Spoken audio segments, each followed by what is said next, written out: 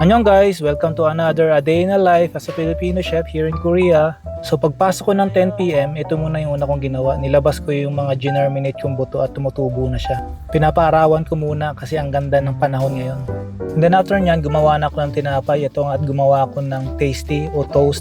So bali brown bread to guys. Ang sarap at ang lambot ito para yung nabibili sa mga store, bakery, ganun. At ito gumawa rin ako ng isa pa.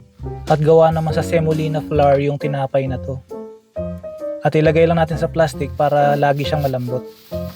And then maraming ako ditong dahon ng celery. At dahil nga sa sobrang dami, sayang naman to kung itatapon lang.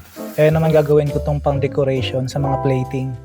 And pwede rin tong pang dressing sa mga salad-salad gano'n. So bali binlanch ko lang yan tapos pinigaan and then i-blender natin. Lagyan natin ng asin, bawang and mustard and ng oil. And then i-blender ko lang siya para lumabas yung kulay niya. At ito na siya, 'di ba? Super green na yung kulay. And then sasalain ko lang 'to para makuha yung mantika. At ito na siya, 'di ba? Ang gandang pang plating ito, kulay green. Lalagay ko lang siya sa may piping bag kasi may tubig-tubig pa ng konti ito para ma-drain yung tubig na natitirang konti. And then lalagay na natin siya sa squeeze bottle para pag kailangan ko, ayan, meron na tayong pang plating, pang decoration. At dahil 12 o'clock na, maghahanda naman ako ng lunch ng amo ko. So ang lunch niya for today is itong pizza. Mag-isa lang naman siya ngayon kaya gagawa ako ng maliit na pizza lang. Bali sinabay ko na sa preparation itong pizza dough kanina nung gumagawa ako ng tinapay. So i-stretch lang natin yung ating pizza dough and then ilagay ko na yung aking tomato sauce na ginawa din. Lagyan ko lang siya ng mozzarella cheese and then igigisa ko muna yung shrimp and vegetables na pang toppings natin.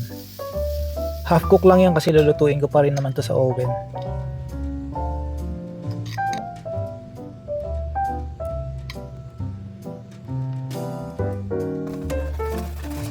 So bali mga 15 minutes lang luto na to.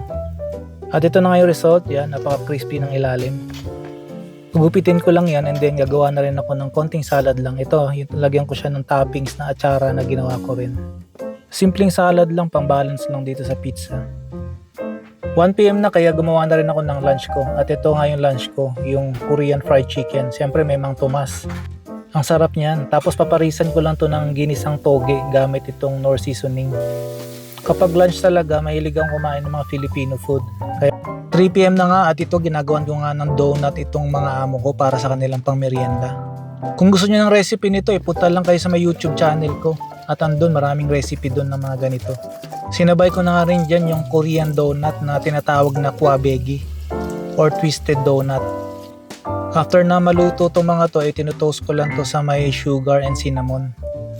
Ayan guys, super sarap, super lambot nyan.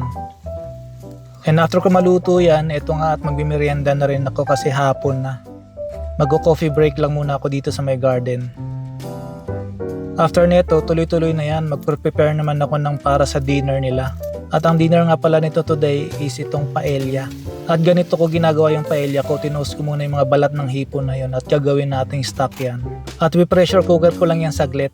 At para sa protein is itong tilapia and hipon. Yan lang ang sahog guys at wala ng clams or tahong kasi walang available. And after na pressure cooker, ayan, i-blender ko na siya ulit.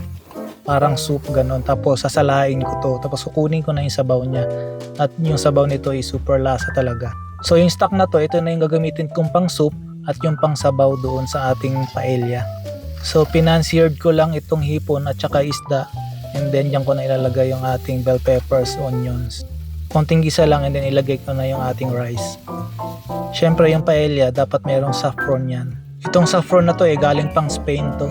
And then ayun na nga yung ating shrimp stock. Ginagamit ko na siya dito para sumarap yung ating paella. Lalagyan ko lang ng konting greens and then solved na yan. And then ipi-plating ko lang to kasi magsi 6 PM na. At ayan na yung ating simpleng paella. At gagawan ko na rin sila ng avocado salad. So naglagay lang ako ng kamatis, sibuyas, cumin, asin paminta at lemon and then olive oil. So bali ang dinner nila today is paella, avocado salad and then itong soup na shrimp bisque, juice and fruits. So yun lang. And then uwi na. See you on my next vlog. Annyeong!